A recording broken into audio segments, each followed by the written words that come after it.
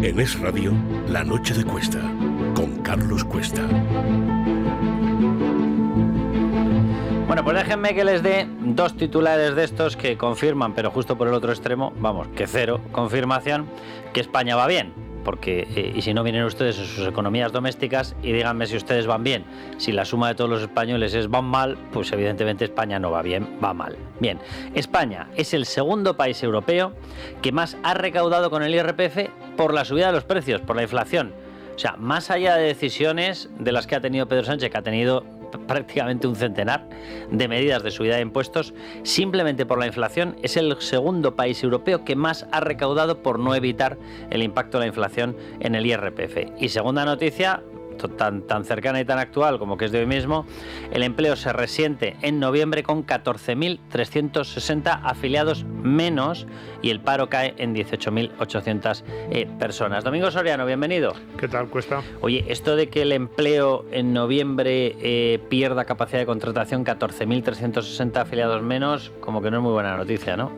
No, digamos que este dato del mes de noviembre es bastante malo y además...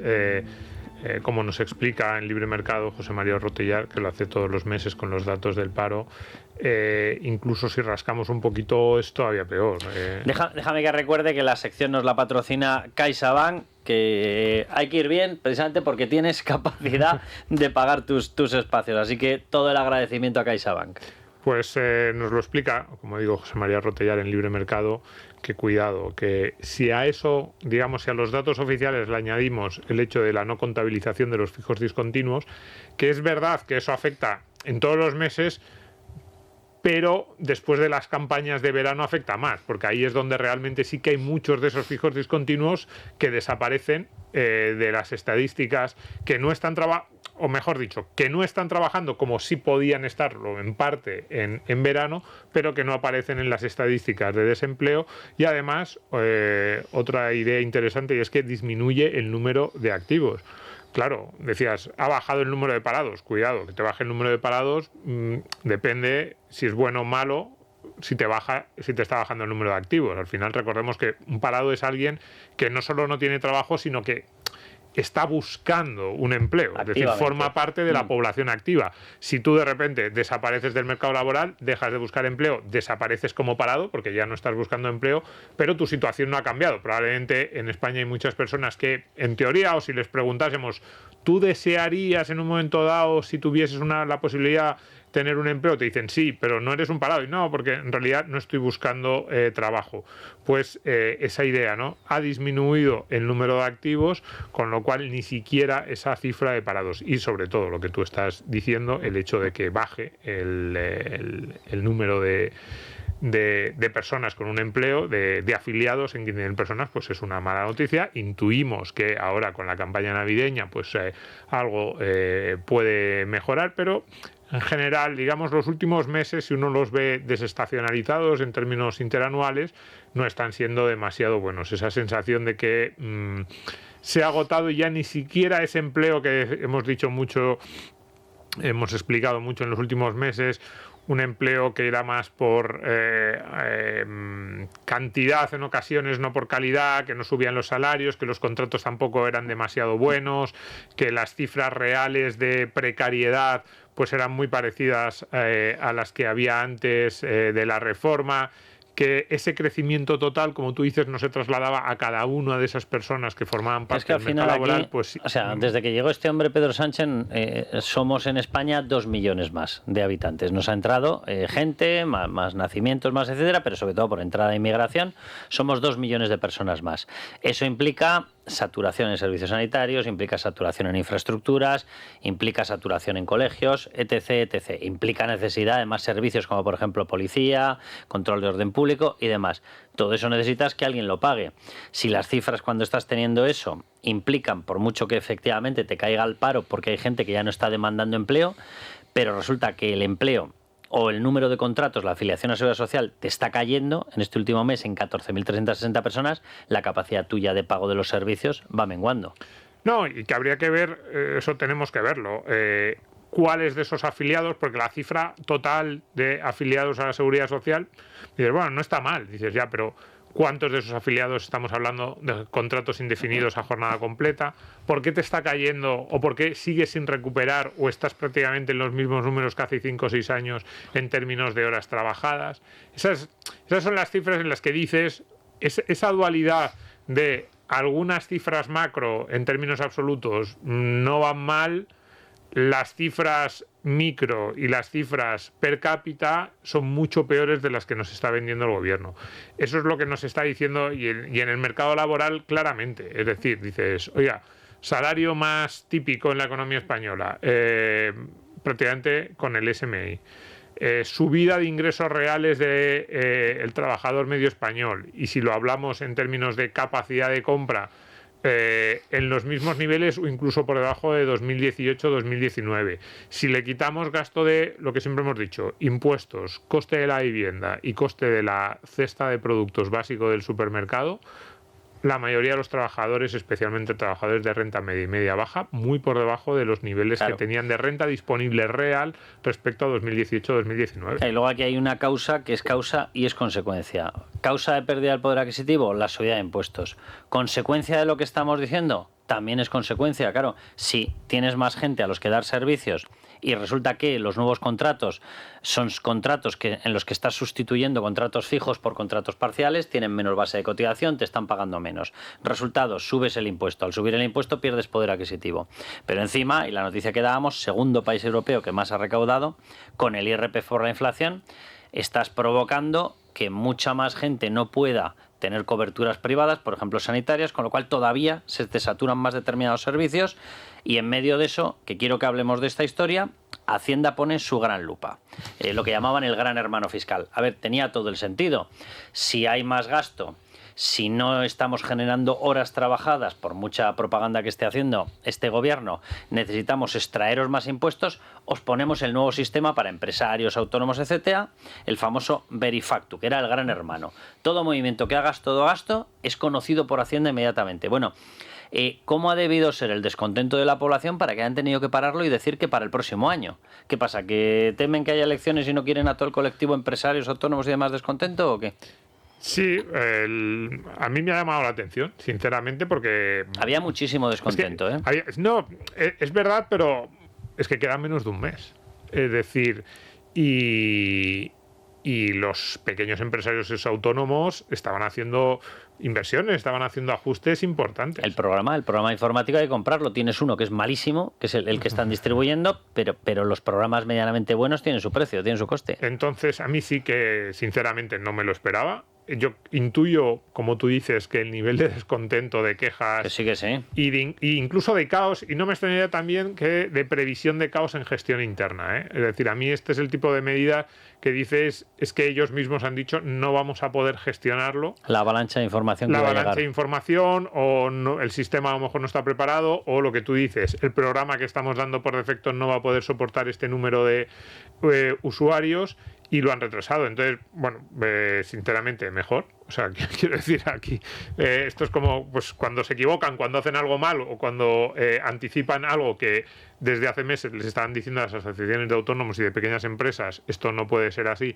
pues yo creo que está bien, pero bueno, es un año de tranquilidad. Pero, como digo, a mí es el tipo de noticia que digo, por una parte, es un alivio para muchos pequeños empresarios que estaban viendo esto con cierto miedo, que tienen un año más para adaptarse, pero por otra parte te dice, habla mal del país. Es decir, lo que siempre decimos desde el punto de vista de inseguridad jurídica, de oye, que entonces ahora el que se ha gastado el dinero y el que no se lo ha gastado, el que se ha preparado y el que no, no sé, el que ya lo tenía todo en orden y de repente dice, oye, que es que yo llevo unos meses adaptándome y aquel de allí no, y entonces ahora él parece que juega con ventaja. Digamos que no es la manera de hacer las cosas y bueno, pues al menos la parte buena es que, bueno, autónomos y pequeños empresarios que estén muy agobiados, que hayan estado muy agobiados en las últimas semanas, pues sienten que por lo menos tienen ese margen de para que la gente no se nos pierda, el sistema el Verifactu, la gente que tiene negocios, yo creo que estaba ya todo el mundo al corriente y temiendo la fecha del 1 de enero porque tenía que entrar en vigor el 1 de enero. Pero bueno, el nuevo sistema de verificación de facturas, Verifactu, iba a entrar en vigor este 1 de enero. Es decir, en nada, en un mes lo teníamos ya aquí. Para las empresas que pagan impuestos de sociedades, hasta el 1 de julio era para los autónomos y pymes. Bueno, de pronto hoy, que además es verdad que esta misma mañana había rumores, hoy que lo van a parar, y efectivamente, pumba, Consejo de Ministros y parado, retrasado un año. Claro, retrasarlo en un año, lo digo para la gente que se haya comprado el programa, que estuviera ya en adaptación, retrasarlo un año cuando es posible que haya elecciones, no digo qué grado de probabilidad, pero es posible que lo haya. Te puedes encontrar con que la gente esté arrastrando el programa, pagando mensualidades de ese programa y no llegue nunca a esto. Sí, a ver, yo no quiero ser malo, pero sí que lo somos.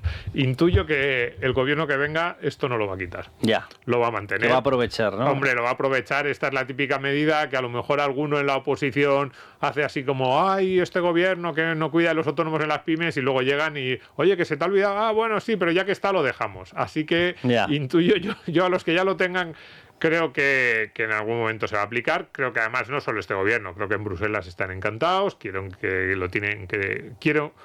quieren tenerlo todo controlado, y además quieren tenerlo todo controlado para lo bueno y para lo malo. Es decir, me da la sensación de que esto tampoco va a servir, porque fíjate, en un momento dado dices, lo tengo todo controlado, tengo todas las facturas, que hay algunas cosas que son un poco locura. Es decir, yo, por ejemplo, el otro día hablaba con un gestor, una persona cercana a autónomos y pymes, y me decía, no, claro, pero es que esto lo que quiere decir es que, por ejemplo, tú todas las facturas de diciembre de un año, tú las tienes que emitir antes del 31 de diciembre y no puedes emitirlas el 10 de enero con fecha de diciembre. Y digo, pero eso es una locura. Cualquier autónomo, cualquier pyme sabe que pues muchas facturas de final de mes, pues a lo mejor tú le dices a tu cliente, oye, vamos a hacer las cuentas el día 4 o 5 del mes siguiente, una vez que ha terminado el trimestre, vemos qué es lo que ha entrado y lo que no, los servicios que realmente me has prestado, y yo te hago la factura el, 5 de abril con fecha 25 de marzo y la metemos en el trimestre porque los servicios realmente... Oye, o servicios prestados a última hora de la noche del último día. ¿Cómo los facturas preventivamente? Si no sabes, lo mismo resulta que hay cualquier causa y resulta que no llegas a celebrar o a desarrollar ese servicio. Sí, o por ejemplo, empresas que prestan un mismo servicio a un cliente y que factura una de las dos empresas al cliente y luego la otra empresa le cobra, por ejemplo, el 30%. Ese es el acuerdo al que han llegado las dos empresas. Y entonces, ¿qué es lo que hacen esas empresas? Pues normalmente el día 8, día 10 de abril, le dices, oye, en el anterior trimestre, ¿cuántos servicios le hemos facturado a este cliente? 100. Pues de los 100, yo te voy a facturar 30. Pero eres tú el que directamente la factura al cliente y tú le haces en ese acuerdo que tenéis las dos empresas. Pues me decía este gestor, no, en principio, nada de eso. O sea, tú tienes que facturar a 31 con todo. Y dices, pero es absurdo. O sea, desde el punto de... Dice, no, hombre, parece ser, le hemos hecho alguna pregunta a Hacienda y nos han venido a decir que se habilitarán unos poquitos días para esos pequeños unos poquitos. Claro. Toma término jurídico concreto. Unos poquitos. ¿De cuánto dispongo? De unos poquitos días. Yo no sé cómo se va a articular al final. Pero y así eso te hago unas poquitas inspecciones. Pero esto es importante porque mucha gente, cuando decimos que estas cosas suelen estar muy poco adaptadas a la realidad del negocio, se piensan que la queja viene solo por, es que estos querrán facturar en B, o estos no querrán declararlo. Que no tiene nada que ver. Que es que el día a día de los negocios necesita de muchísima más flexibilidad y de muchísimos más mecanismos de ajuste de los que te permiten este tipo de herramientas. Entonces, a mí, me da miedo. Estoy casi convencido de que el gobierno siguiente seguirá con esta política. Pero no solo eso, sino que además seguirá con la misma política poco flexible y muy rígida con la que yo me he encontrado o con la que preguntando a autónomos y a gestores me he encontrado en los últimos meses, que es lo que te dicen es, si ya el problema ni siquiera es verifactu y que te obliguen a que todas las facturas son así, sino que muchas de las reglas de aplicación no están nada adaptadas a lo que es el día a día de una empresa. Por no decir muchas otras cuestiones de las que se te quejan siempre los autónomos, lo de pagar el IVA cuando tú todavía no lo has cobrado, cuando te dicen, es que te estás comprometiendo tú a ti mismo, por ejemplo, con las facturas del trimestre, a una serie de gastos que luego a lo mejor de repente a ti no te los pagan, pero tú ya has declarado y muy poca flexibilidad la que tiene Hacienda, sobre todo para esas pequeñas empresas y esos autónomos. Esa poca flexibilidad puede acabar siendo un daño directo en el negocio brutal. En Hacienda, que nos cobra lo que no está escrito y que nos cuesta lo que no está ni pensado, por lo visto están convencidos de que todo el mundo es funcionario. Es una cosa maravillosa. Eso sí, ellos, que son los que deberían estar haciendo las labores de seguimiento, trasladan todo al contribuyente. O sea, vivimos en un país en el que no solamente es que pagues una auténtica locura por impuestos, sino que tienes tú que hacerle todo a Hacienda. O sea, no sé, debe ser la única cosa. Oye, si tú estás en un trámite penal, tú tienes derecho a no autoinculparte. Por lo visto, salvo ante Hacienda. Ante Hacienda tienes que enviarlo todo, fabricarlo tú todo, elaborarlo todo en tiempo. Y ya si eso, ellos lo miran para enviarte la paralela. Es surrealista, de verdad. Sí.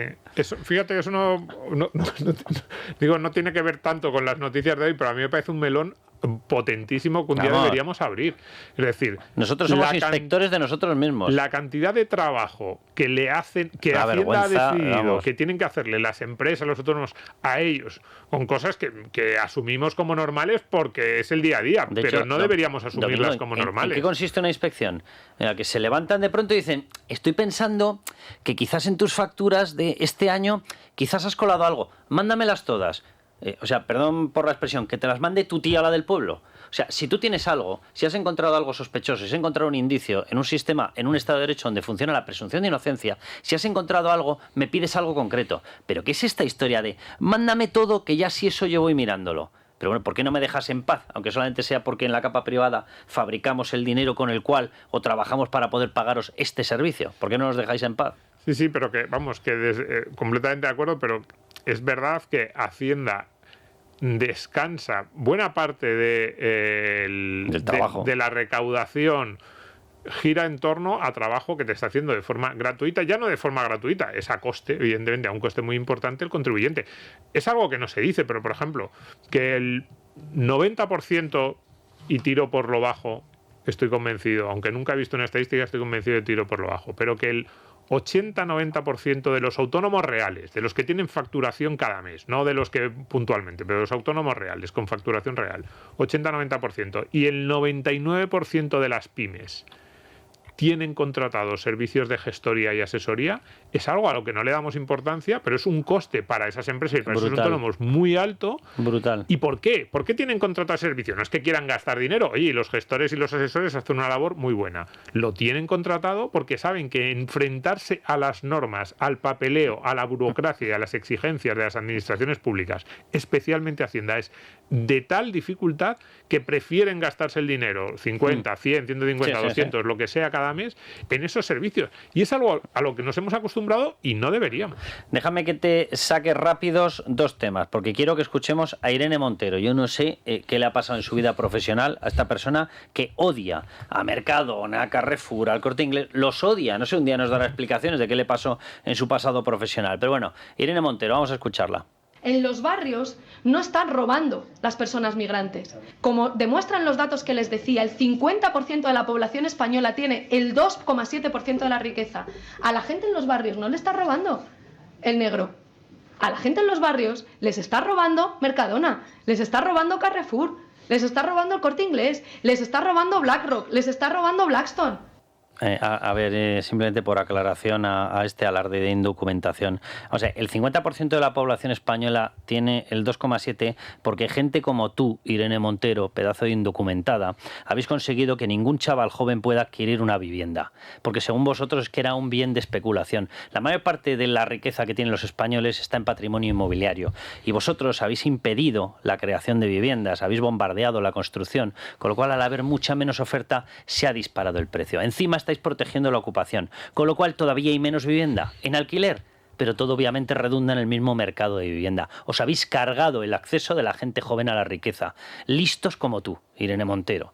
Listos como tú, los de Juventud Sin Futuro. ¿Y qué acaba ocurriendo? Que efectivamente lo han cumplido. Juventud sin futuro para todos los demás. Ahora para ellos, casoplón, sueldo de eurodiputado, piscinita de agua salada, colegio privado de esos que criticamos para todos los demás y lo tenemos nosotros. En esto ha acabado. Pero yo no sé qué le pasa a esta persona con Mercadona, Carrefour, el Corte Inglés. Está la gente encantada trabajando en estos sitios. Sí, Debe ser que le da urticaria al trabajo a esta persona. Hay dos partes de la declaración de Irene Montero. Lo primero es cuando habla de que el 2,7% de la población tiene el 50% del patrimonio. Pero hablaba en tercera persona. Otros, un 2,7%, debería hablar en primera persona, lo digo sinceramente. Es decir, pues los datos que han salido de Irene Montero me hacen intuir que debería hacer el 2,7%, que lo que debería haber dicho es el 2,7% de los ciudadanos españoles tenemos el 50%. Estoy convencido de que Irene Montero, tanto en renta como en patrimonio, forma parte del 2% más rico de España, con lo cual no entiendo por qué habla como de otros. Debería haber dicho, oye, yo también formo parte de ese 2,7% de ingresos, ingresos seguro, conociendo el sueldo de eurodiputada, está muy de sobra, no en el 2, está en el 1% de población española por tema de renta. O en el 0,1. Sí, yo utilizo siempre intervalos amplios para no salirme, pero estoy convencido de que en el 0,1 no, pero en el 0,2, 0,3 está ahí. Y en tema de patrimonio, pues también está en el 2 y pico % más rico de España, Irene Montero, prácticamente seguro. Si los datos que se han publicado son ciertos, intuyo que sí, porque ella nunca los ha negado. Segunda parte pero nunca hablan en primera persona, siempre hablan como si fueran otros los ricos. Está bien. Ella es la jefa del soviet. La segunda parte es lo de Mercadona y Carrefour robando. Y yo digo, ¿cómo? Un momento, Mercadona y Carrefour nunca ha visto y el Corte Inglés, ahora metió el Corte Inglés también. A Juan Roig, no sé, en la puerta de un Mercadona obligando a nadie a entrar. Porque leía yo un tuitero ayer que decía, en los barrios de los que habla Irene Montero, lo mejor es el Mercadona. Y es verdad, podría haber ampliado el Carrefour, el Corte Inglés, decía, por eso están llenos. Si alguien ayuda a esas personas de bajos ingresos de los barrios, es Mercadona, que lleva años ofreciéndonos comida de muy buena calidad a precios extraordinariamente competitivos. Domingo, y encima elaborada. Es que los tres ejemplos que ha puesto se han especializado, otros no lo sé, pero como estos sí que los conozco, lo puedo decir con todo conocimiento de causa. Los tres se han especializado en comida elaborada, de forma que gente que tiene que dedicar mucho tiempo a trabajar por culpa de los microempleos que ha generado esta gente con sus modelos laborales y con la falta de sueldo que hay y no pueden pagar un empleado o una empleada doméstica, estos tres en concreto, Mercadona, Carrefour y el Corte Inglés, se han especializado en que tú vas y te coges la comida ya elaborada. Con lo cual, si llegas con unas prisas tremendas, cosa que nos pasa a todos, por lo visto menos a la eurodiputada, resulta que tienes la comida efectivamente de calidad, rica y elaborada a un precio asumible. Pero es que eso es algo, fíjate, si hay un sector de la economía española del que se sorprenden no solo los visitantes, sino también en los estudios que se hacen, por el nivel de competencia, de calidad y de precios bajos, con lo que eso tiene para esas familias de clase media y media baja de la que hablábamos antes, que han visto sus ingresos reales reducidos en los últimos años por impuestos, por inflación, por el coste de la vivienda, pues si hay un sector que llama la atención a los expertos en la economía española, es exactamente el de los supermercados. Y sus empleados encima están encantados. Y encima sus empleados, los de Mercadona dando palmas con las orejas. Sí. Pues llega Irene Montero y también se queja. Oye, rapidísimo, en un minuto, pero sí que quiero recabar tu opinión sobre lo que está pasando con el tema del jabalí, peste porcina, brotes, si se descontrola o no se descontrola, y leo uno de los titulares que han salido: el descontrol sobre la población de jabalíes que se alimentan de basura pone en jaque 8.800 millones. Estamos hablando de algo serio. Sí, y para uno de los sectores clave en la economía española. A mí me preocupa mucho, me preocupa no solo por esos 8.800 millones, además en el momento en que se empieza a hablar de que hay problemas desde un punto de vista alimentario en un país, no solo se afectan a eso. Están cancelando exportaciones. Es que te cancelan exportaciones del cerdo y te empiezan a cancelar de otras, que tú dices, no, pero si estos son vacas, ya, pues me da igual. Carne de España empieza a sonar mal, es muy peligroso. Y leíamos hoy el Seprona, que lo han cerrado en Cataluña y ahora tiene que estar la UME. Políticas sobre el territorio, pues que muchas veces hemos dicho, oiga, no están ustedes escuchando a los que están sobre el terreno, los agricultores, los ganaderos.